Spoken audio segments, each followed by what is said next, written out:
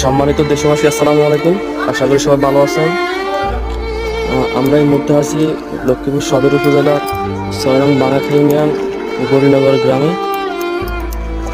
প্রাকৃতিক দুর্যোগ, বন্যা এবং অধিক জলোচ্ছ্বাসের কারণে এই পুরো অঞ্চলটা প্লাবিত হয়ে গেছে। এই গ্রামের মানুষ এখন তেমন ভালো নেই। সবাই দোয়া করবেন, দেশবাসী, লক্ষ্মীপুরবাসী, পুরো ফেনী নোয়াখালী অঞ্চলের জন্য দোয়া করবেন। আসলে কেউই ভালো নেই। অলরেডি আশ্রয় শেল্টারগুলোতে কয়েকটি পরিবার আশ্রয় নিয়েছে। সবাই দোয়া করবেন তাদের জন্য।